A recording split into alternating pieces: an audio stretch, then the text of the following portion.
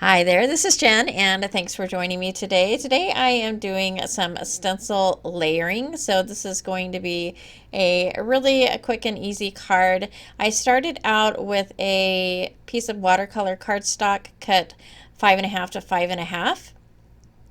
And I am going to be using some visible image stencils, and the stencils I am using are, this first one's called Butterfly Ink, which is one of my favorites, and then there's the ripped Fishnet stencil, and then I will also be using the distressed brick stencil.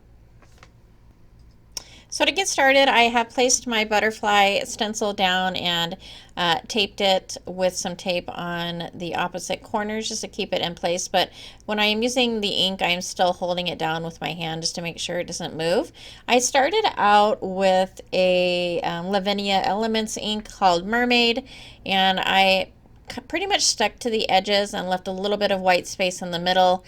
And then to further define kind of the edges, I am using the Lavinia ink in the color Blue Lagoon, and so I'm just going to go around the edges, and then any edges that I get that are a little bit too rough, I'll go ahead and bring the brush back from that mermaid color and kind of blend that out so it gets a nice smooth edge. And then I'm going to take each of the stencils, one's going to go on the right hand side, one's going to go on the left, and so I just slid that underneath the butterfly stencil so I can get that brick impression. And it's because the stencils are layered, I am only going to get the brick impression inside of that butterfly wing. I had a really hard time trying to figure out what color to put in there to make it stand out. And so what I ended up doing was using some distressed oxide and salvaged patina, and then I took and put on top of that some distress oxide and antique linen, which I didn't love the result of that. I probably should have left the just salvage patina, or even chosen maybe a darker color would have looked a little bit better.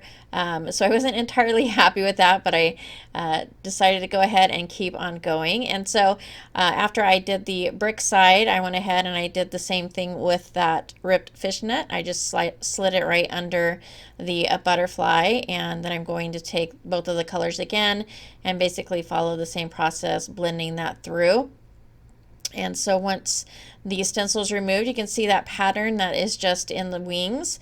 But then I did decide to go ahead and take some of the antique linen and just make some really light stenciling around the edges to fill up a little bit of that white space. And so I took both the brick stencil and the fishnet stencil and just added a little bit of extra detail using those. And then, of course, I added a few spritzes of water, and I am taking a paper towel to mop up the water to remove that ink so it gives those water spots. And then, of course, again, I have to add some splatter. So I am using actually some white gouache. I've been trying to use different whites to find out which gives me the best white, and probably the white gouache is probably one of the better white mediums to use that does not give that bleed through.